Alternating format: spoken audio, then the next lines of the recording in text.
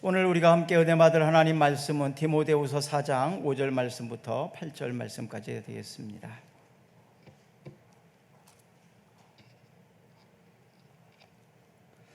디모데후서 4장 5절 말씀부터 8절까지입니다. 그러나 너는 모든 일에 신중하여 고난을 받으며 전도자의 일을 하며 내 직무를 다하라. 전제와 같이 내가 벌써 부어지고 나의 떠날 시각이 가까웠도다. 나는 선한 싸움을 싸우고 나의 달려갈 길을 마치고 믿음을 지켰으니 이제 후로는 나를 위하여 의의 면류관이 예비되었으므로 주 곧 의로우신 재판장이 그날에 내게 주실 것이며 내게만 아니라 주의 나타나심을 사모하는 모든 자에게도니라. 아멘. 아멘.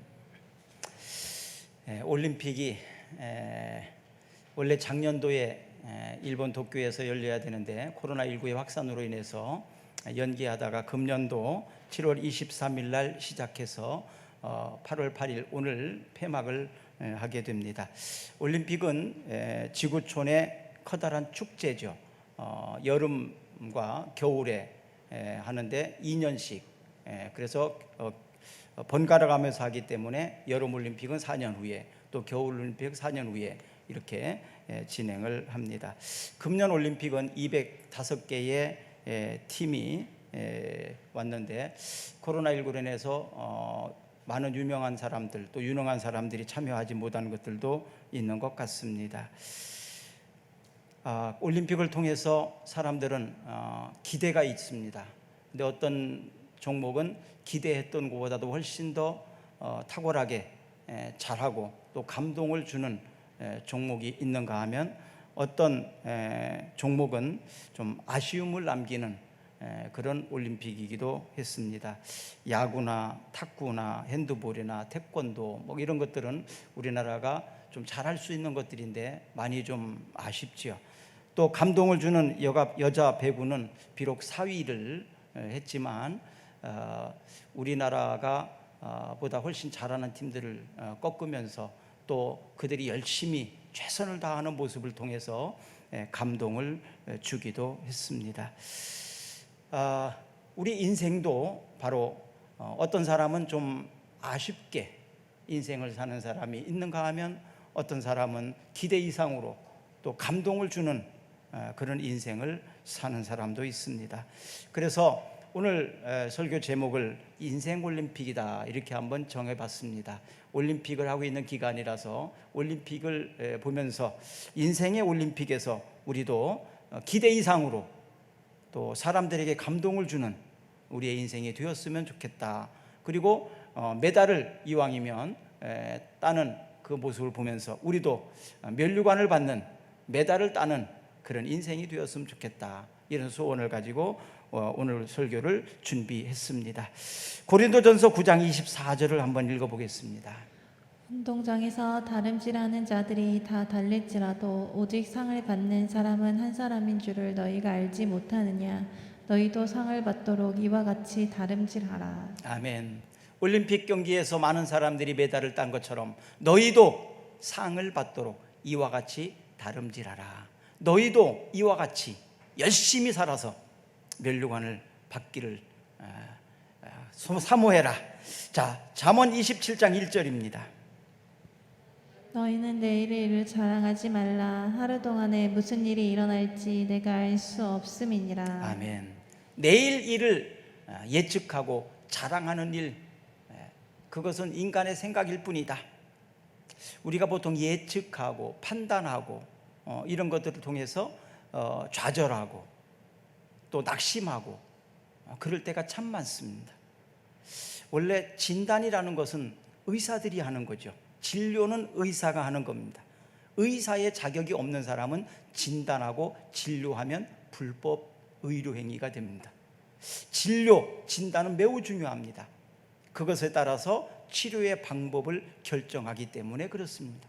약물로 치료할 것인지 음식으로 할 것인지 수술을 통해서 할 것인지 이런 것들을 결정하는 일이 바로 진단과 진료를 통해서 하는 것이거든요.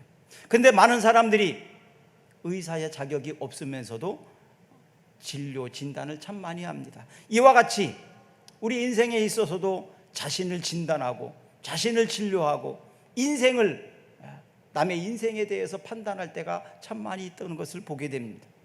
이 모든 것들은 하나님이 하실 일이고 그 진단에 따라서, 그 진료에 따라서 우리는 치료를 잘 받으면 건강해질 수가 있는 것이지요. 어떤 사람들에 대해서, 미래에 대해서 함부로 말하지 마십시오.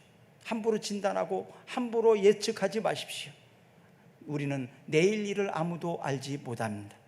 하나님께서 내일 일을 인도하시는 것을 믿고 우리는 그래서 감사하고 또 기대하고 소망을 가지고 살아갈 수 있습니다.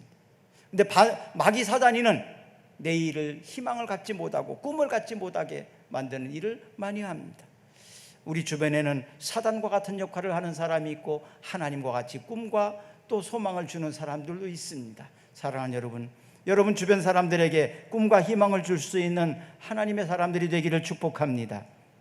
오늘 본문은 사도 바울이 67년경에 로마 감옥에서 죽음을 예견하면서 이제 더 이상 앞으로 할 일들이 많지 않은 이런 상황 속에서 디모데에게 또 교회에게 편지하는 내용이 담겨져 있습니다. 디모데는 사도 바울이 많이 아끼던 아들과 같은, 영적 아들과 같은, 그리고 제자인 사람입니다. 그래서 이 디모데 전서와 디모데 후서는 목회 서신인데요, 아주 중요한 지침들을 담겨져 있습니다. 자, 여기에서 오늘 본문의 6절에 보니까 6절을 한번 읽어봅니다. 전제와 같이 내가 벌써 부어지고 나의 떠날 시각이 가까워 왔도다. 전제라는 것은 제물을 드릴 때에 마지막에 하는 작업인데요, 제물에다가 포도주를 붓는 작업입니다. 그러면 이제 제사가 마무리 단계라는 얘기입니다. 이렇게 마지막 단계, 바로 목회에 있어서 마지막 단계, 선교에 있어서 마지막 단계, 그리고 바울의 사역에 있어서 마지막 정리하는 단계가 가까워왔다, 그러면서 쓴 내용이라는 얘기죠. 자, 여기에 보니까 떠날 시각이 가까웠도다, 떠날 시간이 가까웠도다, 이렇게 표현하고 있습니다. 죽음이라는 것은 끝나는 게 아니라 떠나는 거다, 이렇게 표현하고 있습니다. 사도 바울은 죽음을 종결이라고 하지 않았습니다. 잠시 이별로 보고 있다는 거예요. 또 고린도후서 5장 1절을 한번 보겠습니다. 만일 땅에 있는 우리의 장막집이 무너지면 하나님께서 지으신 집 곧 손으로 지으신 것이 아니요 하늘에 있는 영원한 집이 우리에게 있을 줄 아느니라. 아멘. 땅에 있는 우리의 장막집, 육신이죠. 이 육신의 집이 무너지면 이젠 하나님께서 지으신 집, 하나님의 손으로 지으신 그 집으로 우리는 들어가게 될 것이다. 그러니까 우리의 육체가 죽음으로써 인생이 모두 끝나는 것이 아니라는 것을 이야기하고 있는 겁니다. 죽음이라는 것을 돌아간다, 이렇게 말합니다. 충청도에서는 돌아가셨다, 이렇게 말해요. 돌아가셨다, 원래 있던 데로 갔다, 이런 의미죠. 끝났다는 얘기는 아닙니다. 떠난다라는 의미는 헬라어로 아날루시스라고 이렇게 표현을 하고 있습니다. 천막을 이동했다, 이런 의미가 있어요. 천막을 철거해서 없애버렸다는 의미가 아니고 천막을 이동해서 지었다, 텐트를 이동했다, 캠핑카를 이동하는 것처럼 그렇게 이동했다, 이런 의미입니다. 내가 살던 곳에서 다른 곳으로 이사했다, 이런 개념이에요. 시편 107편 30절에는 죽음에 대해서도 이렇게 표현합니다. 그들이 평온함으로 말미암아 기뻐하는 중에 여호와께서 그들이 바라는 항구로 인도하시는도다. 아멘. 하나님이 바라시는 항구로 인도하시는도다. 그럼 항구로 다른 배가 이동을 하기 위해서는 어떻게 해야 돼요? 닷을 올려야 되겠죠. 정박해 있던, 배가 움직이지 않도록 묶여져 있던 것을 풀어서 배가 이동할 수 있도록 한다. 이것처럼 바로 닷줄을 푼다, 이런 의미가 있습니다. 묶였던 닷줄을 풀어서 이동한다, 이런 의미가 있어요.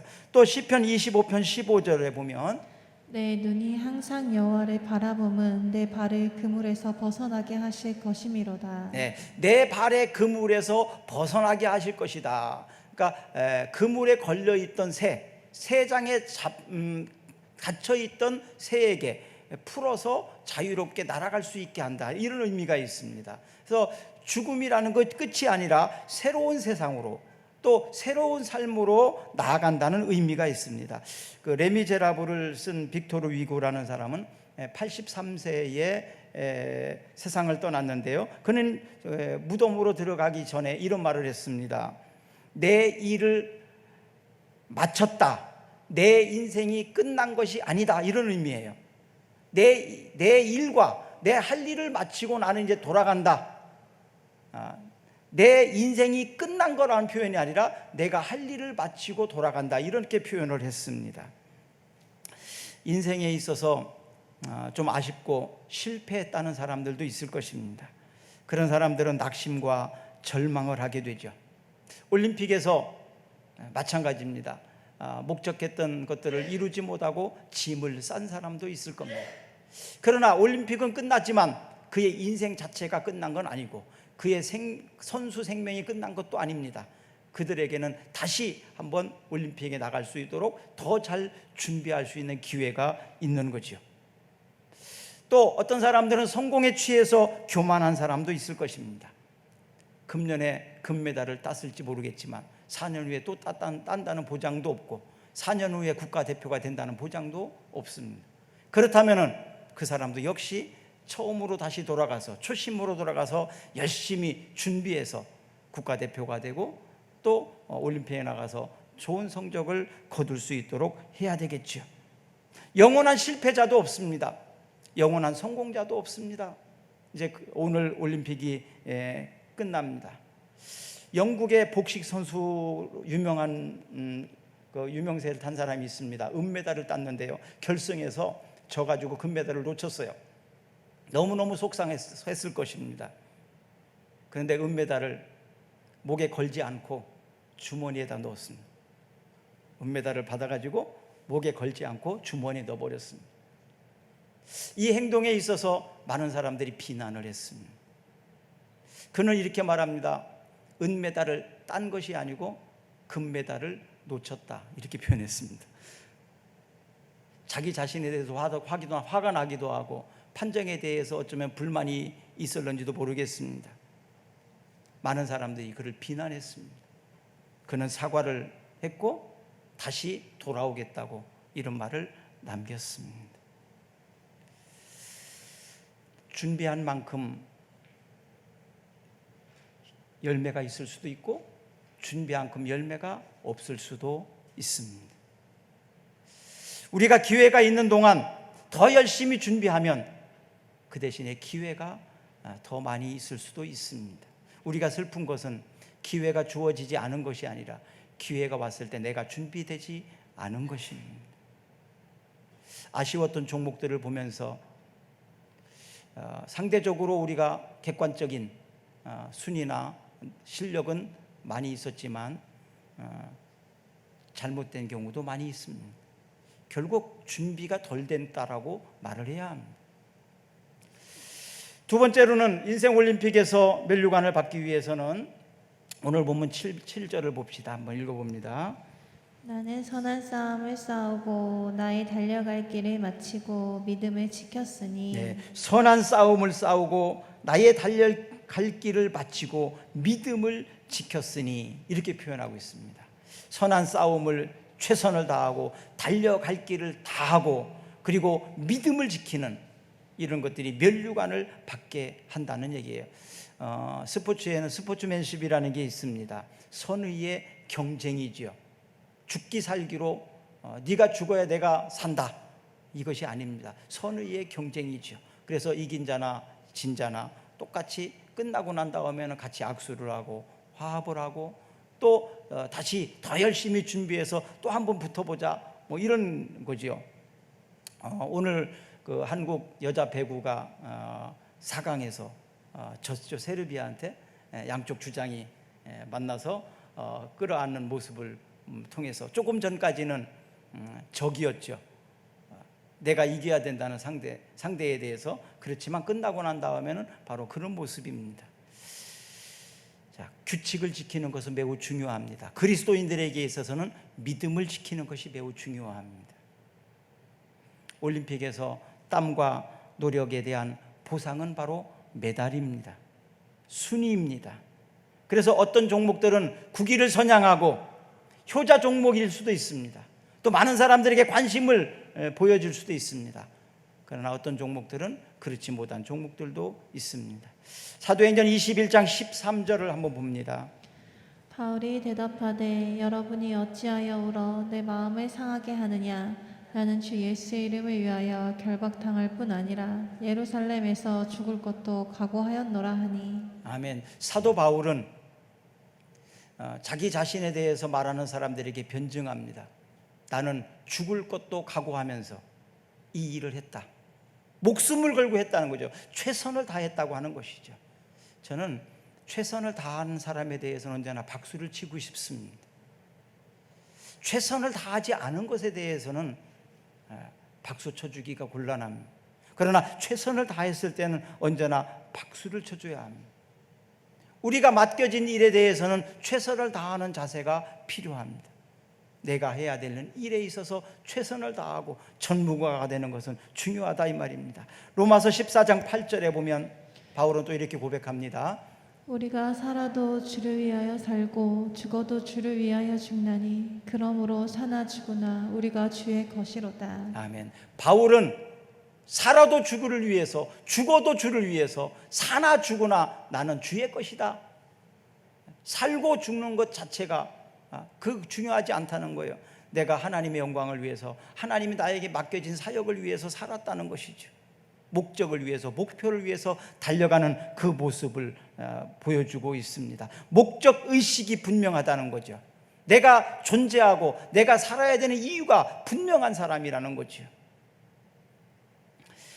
메달의 종류를 한번 좀 제가 살펴봤습니다. 데살로니가전서 2장 19절에는 자랑의 면류관이 나옵니다. 한번 봅니다. 우리의 소망이나 기쁨이나 자랑의 면류관이 무엇이냐? 그가 강림하실 때 우리 주 예수 앞에 너희가 아니냐? 여기에 보니까 우리의 소망이나 기쁨이나 자랑의 면류관이 무엇이냐. 그래서 이 자랑의 면류관이라고도 하지만 기쁨의 면류관이라는 말도 씁니다. 같이 동일하게 쓰고 있는데요. 이 기쁨의 면류관, 자랑의 면류관은 자랑거리가 있다는 얘기죠. 이게 자랑거리가 된다는 것은 이기적이지 않다는 거예요. 자기 자신을 희생할 때 많은 사람들은 그를 자랑합니다. 자신을 위해 살지 않았다. 공동체를 위해 살았다. 하나님의 영광을 위해 살았다. 자랑스럽게 생각을 합니다. 근데 자기 자신을 위해서 산 사람에 대해서는 스스로는 자랑할지 모르겠지만 다른 사람들은 그를 자랑으로 여기지 않습니다. 하나님께서는 욥을 자랑하셨습니다. 하나님이 욥이 얼마나 훌륭한지에 대해서 자랑했더니 그거에 대해서 항의를 하는 자가 있었는데 바로 마귀 사단이었습니다. 하나님, 욥은 하나님이 계속 축복해 주시고 뭐든지 필요한 것은 다 해주시니까 그렇게 하는 거지요. 만약에 욥이 힘들고 어렵고 필요가 불편한 게 너무 많고 부족한 게 너무 많고 그래도 하나님을 그렇게 잘 섬길 것 같습니까? 절대 안 그렇습니다. 그러니까 하나님이 아니다. 욥은 부족한 게 많아도 내가 그렇게 안 해줘도 욥이 나를 섬기는 것은 한결같을 것이다. 그의 인품과 그의 인격은 내가 보증한다. 그렇게 자랑을 하셨습니다. 하나님이 자랑한 욥이었습니다. 예수님도 자랑한 사람이 많이 있었는데 특별하게 한 사람이 있는데 바로 그 향유를 예수님 발에 부어드린 여인입니다. 그 여인이 한 모든 행위에 대해서 복음이 전달되어 주는 곳에는 자랑해줘라, 증거하라, 이렇게 그 여인을 자랑한 것을 보게 됩니다. 사랑하는 여러분, 부모님의 자랑스러운 아들이 되기를 축복합니다. 자녀들에게 존경받는 자랑스러운 부모가 되기를 축복합니다. 한번 연습해 볼까요? 아멘을 안 하는 것 같아서. 자, 어머니 아버지는 자식을 보면서 인사합니다. 너는 나의 자랑스러운 아들이야. 한번 바라보면서 해요. 자, 다시 시작. 할렐루야. 자, 이제는 반대로 하는 겁니다. 자식은 부모님을 바라보면서 엄마는 아버지는 우리의 자랑스러운 부모이십니다. 아버지십니다. 시작. 기분이 참 좋지요? 우리 서로 자랑스러운 사람이 되기를 바랍니다. 또 목사들도 가끔 성도들을 자랑하거든요. 그래서 목사가 자랑할 수 있는 성도가 되면 좋겠어요. 목사가 우리 교회 아무개 집사님이 있는데 이 집사님은 이런 분이야 하고 자랑스럽게 얘기할 수 있는, 자랑할 수 있는 교인들이 되기를 축복합니다. 아멘. 또 반대로도 해야 되겠죠. 성도들이, 교인들이 우리 교회 목사님은 이런 분이야 이렇게 자랑할 수 있는 목사가 되었으면 좋겠습니다. 우리 서로에게 자랑스러운 사람이 되십시다. 아멘. 우리 서로 자랑스러운 사람이 되십시다. 자랑스러운 남편이 되고, 자랑스러운 아내가 되고, 자랑스러운 할아버지가 되고, 자랑스러운 사람이 되십시다. 이것이 바로 자랑의 면류관, 기쁨의 면류관입니다. 베드로전서 5장 2절부터 4절 말씀까지입니다. 너희 중에 있는 하나님의 양무리를 치되 억지로 하지 말고 하나님의 뜻을 따라 자원함으로 하며 더러운 이득을 위하여 하지 말고 기꺼이 하며 맡은 자들에게 주장하는 자세를 하지 말고 양무리의 본이 되라.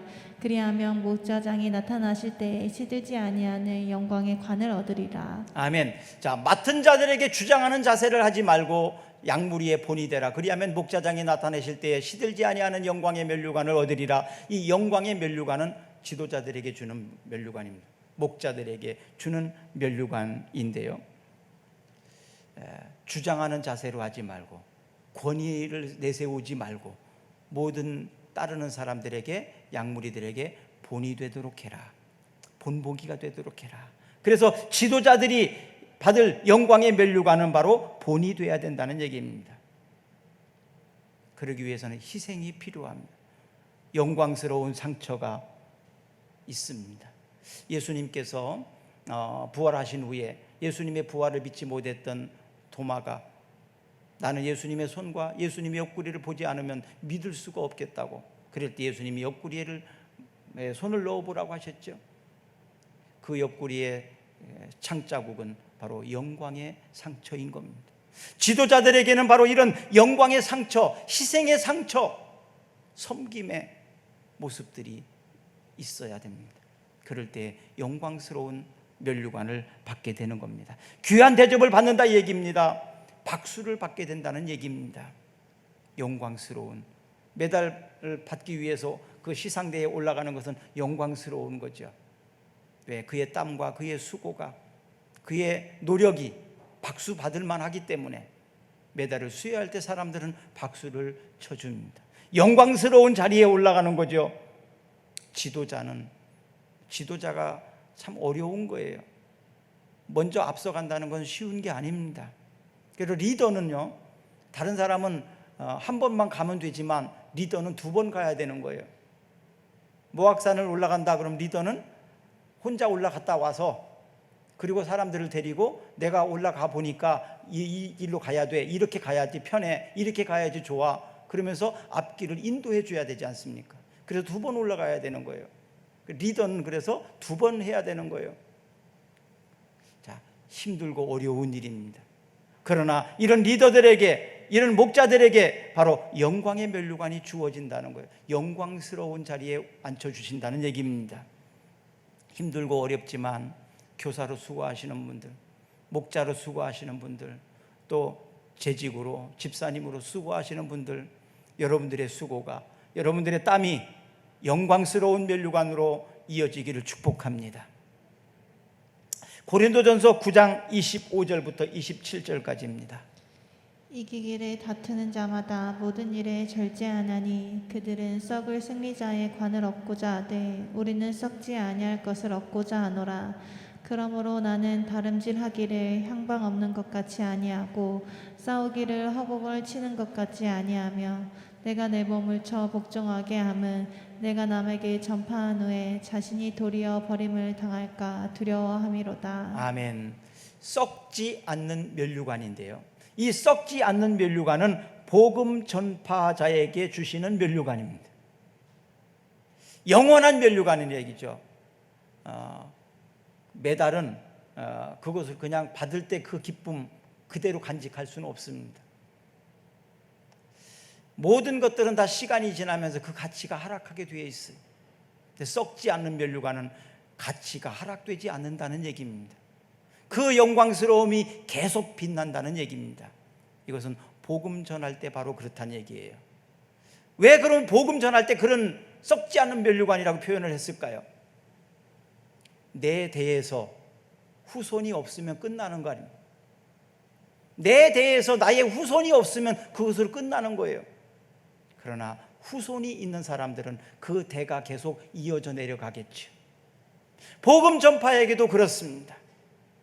내가 어느 누구에게 복음을 전파해서 예수 믿게 된다면 그 믿음의 대가 계속 이어져 내려가겠지요. 그래서 복음 전파자에게는 바로 이런 썩지 않는 면류관, 시들지 않는 면류관, 영원한 면류관이 대대로 이어진다는 얘기입니다. 사랑하는 여러분, 여러분들에게는 믿음의 후손이 있으십니까? 여러분들에게는 그 믿음의 후손을 계속 만들어내고 있으십니까? 나보다는 내 믿음의 후손들이 더 훌륭할 수 있다면 가장 성공된 인생이라고 저는 인정할 수 있을 것 같습니다. 아버지보다 어머니보다 자식이 더 잘 되는 거, 그러면 그 집안은 점점 흥하는 집안입니다. 그러나 부모보다도 점점 안 되는 집안은 그 집안은 쪼그라드는 집안입니다. 점점 흥하는 집안, 믿음의 가문의 집안들이 다 되시기를 주의 이름으로 축복합니다. 바로 썩지 않는 면류관이 여러분들의 면류관이 되었으면 좋겠습니다. 야고보서 1장 12절입니다.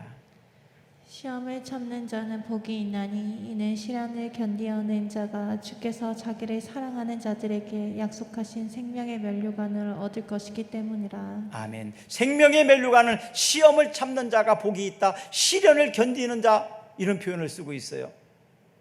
이것은 바로 충성된 사람에게 주어지는 것이 바로 이 생명의 면류관입니다. 충성된 사람, 끝까지 충성하는 사람, 어떤 시련이 오고 어떤 고난이 오고 어떤 어려움이 온다 할지라도 끝까지 죽도록 충성하는 사람, 이런 사람에게 바로 주어지는 것이 생명의 면류관입니다. 죽도록 충성하는 사람. 네. 또 디모데후서 오늘 본문 8절을 한번 읽어보겠습니다. 이제후로는 나를 위하여 의의 면류관이 예비되었으므로 주고 들어오신 재판장이 그날에 내게 주실 것이며 내게만 아니라 주의 나타나심을 사모하는 모든 자에게도니라. 아멘. 오늘 본문에는 의의 면류관이라는 표현을 썼습니다. 의의 면류관이 내게 예비되어 있다. 사도 바울은 의의 면류관을 예비되었다는 것을 기대하면서 말하고 있습니다. 이 의의 면류관은 믿음을 지킨 사람에게 주어지는 것이 바로 의의 면류관입니다. 사명을 감당하는 사람, 또 의리라는 표현을 쓰면 좋을 것 같아요. 쉽게 이해할 수 있을 것 같아요. 의리를 지킨 사람, 신의를 지키는 사람, 바로 믿음을 지킨 사람에게 이 면류관이 주어집니다. 그래서 7절 말씀에 얘기를 하고 있죠. 선한 싸움을 싸우고 달려갈 길을 마치고 믿음을 지켰으니 내게는 의의 면류관이 예비되어 있다, 이렇게 표현한 거예요. 선한 싸움을 싸우고 달려갈 길을 다 마쳤다, 그리고 내가 믿음을 지켰다, 내게는 의의 면류관이 예비되어져 있다, 이렇게 바울은 자신 있게 이야기를 하고 있습니다. 사랑하는 여러분, 끝까지 믿음을 지켜서 의의 면류관을 받으실 수 있기를 바랍니다. 이왕이면 오늘 본문 이 말씀드린 이 모든 자랑의 면류관, 기쁨의 면류관, 영광의 면류관, 썩지 않은 면류관, 생명의 면류관, 의의 면류관이 다 우리 거였으면 좋겠습니다. 내게도 준비되었으면 좋겠습니다. 이런 사람은 우리는 다관왕이라고 그래요. 올림픽에서도 메달 하나 딴 사람도 있고요, 2개 딴 사람도 있잖아요. 우리나라 3개 딴 사람이 있지 않습니까? 그렇죠? 3개 딴 사람도 있잖아요. 개인전, 단체전, 혼합 뭐 해서 3개 딴 사람도 있어요. 수영 같은 데에서는 뭐 5개 딴 사람도 있습니다. 메달을 100m, 200m, 뭐 계주 뭐 이렇게 해서 저병, 자유형 여러 가지로 해서 메달이 다 있는데 그 메달을 다 잘해가지고 딴 사람도 있습니다. 오관왕 뭐 이렇게 얘기를 하죠. 이와 마찬가지로 우리에게 예비된 이 면류관도 우리가 그렇게 다관왕을 가질 수 있어요. 의의 면류관도 받을 수 있지만 생명의 면류관 받을 수 있고, 썩지 않는 면류관, 영광의 면류관, 기쁨의 면류관, 자랑의 면류관, 이것을 다 받을 수 있어요. 그러면 면류관을, 올림픽에서 이왕 갔으면 면류관 받아야 되지 않겠습니까? 어차피 이 땅에 사는 동안 우리가 어떻게 살았느냐는 그것으로서 증명할 수 있는 거 아니에요?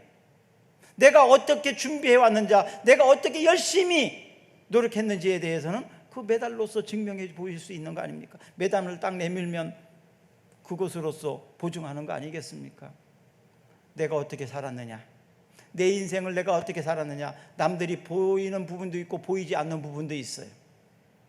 그런데 내가 어떻게 살아왔느냐는 결국 면류관 가지고 보여줄 수 있어요. 그래서 열매로서 그의 인생을 어떻게 살았는지를 알 수가 있습니다. 다니엘서 3장 17절 18절. 왕이여, 우리가 섬기는 하나님이 계시다면 우리를 맹렬히 타는 풀무불 가운데서 능히 건져내시겠고 왕의 손에서도 건져내시리이다. 그렇게 하지 아니하실지라도 왕이여, 우리가 왕의 신들을 섬기지도 아니하고 왕이 세우신 금 신상에게 절하지도 아니할 줄을 아옵소서. 아멘. 다니엘이 말한 겁니다. 다니엘에게 요구를 할 때 다니엘은 왕이 그렇게 한다 할지라도 하나님이 나를 건지시고 나를 지켜줄 거다. 만약에 그렇게 되지 않는다 할지라도 나는 하나님에 대한 신의를 저버리지 않겠다. 하나님을 향한 믿음으로 나는 살겠다. 이렇게 고백하는 다니엘의 모습입니다. 바로 이것이 하나님께서 기쁘게 받으시는 사람들, 믿음의 영웅들이 살아온 모습들입니다. 우리에게 가르쳐준 모습입니다. 죽음을 각오하고 죽기 살기로 노력했던 사람들이 이런 상급을 받았습니다. 마지막으로 14절입니다. 우리 세공업자 알렉산더가 내게 해를 많이 입혔음에 주께서 그 행한 대로 그에게 갚으시리니. 자, 다시 한번 읽습니다. 우리 세공업자 알렉산더가 내게 해를 많이 입혔으며 주께서 그 행한 대로 그에게 갚으시리니. 네, 행한 대로 하나님이 갚으신다. 네, 그 행한 대로 하나님이 갚으신다. 굉장히 무서운 말이죠. 행한 대로 갚으신다. 자, 행한 대로 갚으시는 하나님께서 우리에게 어떻게 보상하실지를 한번 기대해 보십시다. 창세기 47장 30절, 우리의 죽음으로 끝이 아니라는 걸 가르쳐 줍니다. 내가 조상들과 함께 눕거든 너는 나를 애굽에서 메어다가 조상의 묘지에 장사하라. 요셉이 이르되 내가 아버지의 말씀대로 행하리이다. 이건 야곱이 요셉에게 한 것이고요. 요한복음 11장 11절입니다. 이 말씀을 하신 후에 또 이르시되 우리 친구 나사로가 잠들었도다. 그러나 내가 깨우러 가노라. 네, 여기는 예수님께서 나사로에 대해서, 죽음에 대해서 잔다, 내가 깨우러 간다, 이렇게 말하고 있습니다. 고린도전서 15장 19절입니다. 만일 그리스도 안에서 우리가 바라는 것이 다만 이 세상의 삶뿐이면 모든 사람 가운데 우리가 더욱 불쌍한 자이리라. 네, 이 땅의 삶으로 끝난다면 예수 믿는 사람들이 참으로 불쌍한 사람이다. 끝난 것이 아니기 때문에 말하는 거죠. 또 요한계시록 14장 13절입니다.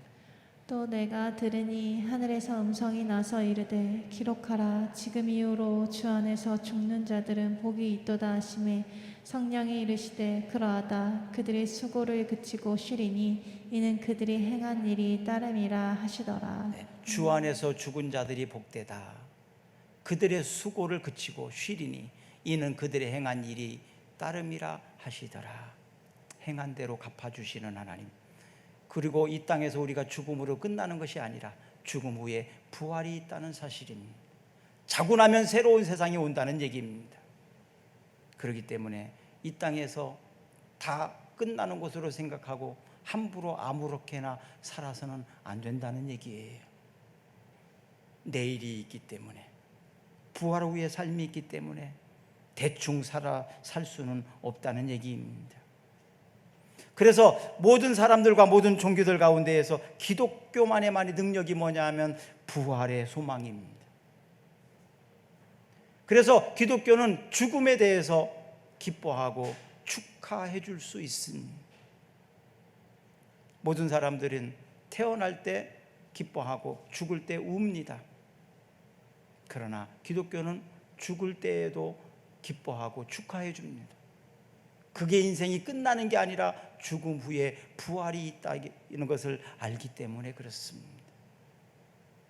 그래서 우리의 부활 때 이 모든 기쁨과 이 모든 축복이 우리들에게 있고, 내가 죽었을 때 많은 사람들이 참 저 사람 잘 살았다, 바르게 살았다, 훌륭하게 살았다 칭찬해 줄 수 있는 우리들이 되었으면 좋겠습니다. 그러기 위해서 올림픽을 준비한 것처럼 어떻게 준비했느냐는 마음이 굉장히 중요합니다. 지금 내가 준비하는 단계에 있다면 더 열심히 준비하십시다. 죽을 각오를 가지고 준비하십시다. 그리고 내가 경기 중에 있는 사람은 힘껏 최선을 다해야 합니다. 그리고 이제 다시 기회를 노리는 사람들에게는 또다시 초심으로 들어가서 준비하는 겁니다. 아직 우리의 인생이 끝나지 않았기 때문에 우리에게는 기회가 더 있는 겁니다. 다음 올림픽이 있는 거잖아요.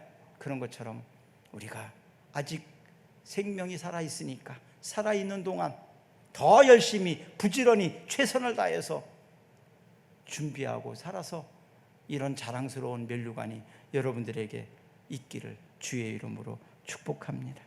기도하겠습니다. 올림픽을 언론을 통해서 많이 보았을 거예요. 우리 인생에도 마찬가지로 내가 살아온 인생을 돌아봅시다.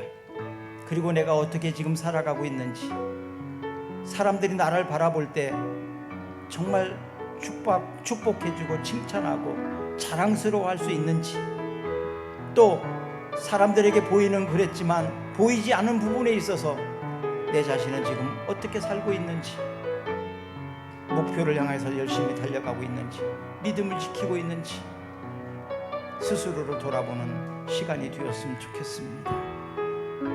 하나님, 우리에게 예비된 면류관을 바울처럼 기대하기를 원합니다. 그래서 열심히 다시 살 것을 결단합니다. 우리의 연약함을 잘 아시는 하나님, 아무리 다짐을 하고 결심을 하지만 우리가 그대로 잘하지 못합니다. 도와주시옵소서. 오늘 이 시간 다시 한번 결단합니다. 하나님, 결단한 대로 살게 하시옵소서. 우리를 도와주시옵소서. 우리를 코치해 주시옵소서. 그리고 우리의 인생 마지막 날 잘했다고 인정받고 충성스럽다고 인정받을 수 있는 우리의 삶이 되게 해 주시옵소서. 예수님 이름으로 기도드리옵나이다. 아멘. 우리 다 같이 일어나셔서 찬양합니다.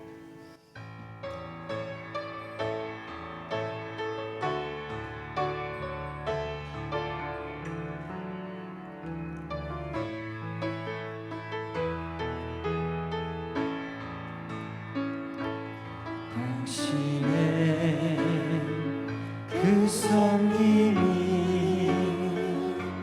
천국에서 해같이 빛나리. 당신의 그 겸손이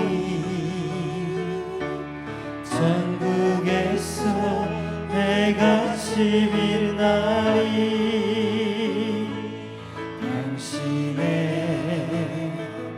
그 믿음이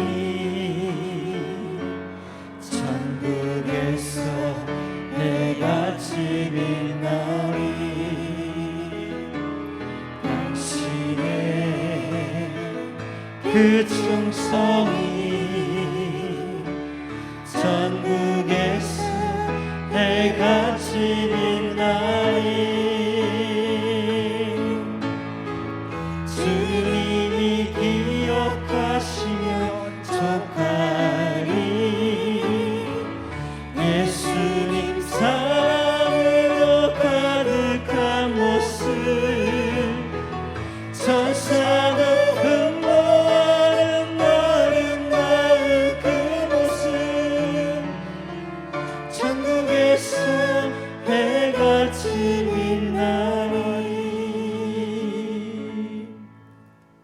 지금은 우리를 보호하심으로 당신의 눈동자처럼 지켜주시고 사랑으로 돌보시는 하나님 아버지의 사랑과 험한 세상에서 구원하시기 위하여 십자가를 진 예수 그리스도의 은혜와 어제나 오늘이나 변함없이 우리를 인도하시고 코치해 주시는 성령님의 역사하심이 우리의 인생을 복되게 마무리하고 면류관 받기를 소망하는 모든 성도들의 삶 위에, 저들의 가정과 저들의 직장과 사업장 위에, 이 나라와 이 민족 위에 함께 하시기를 간절히 축원하옵나이다.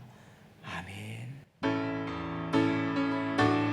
내가 너를 지명하여 불러나니 너는 내 것이라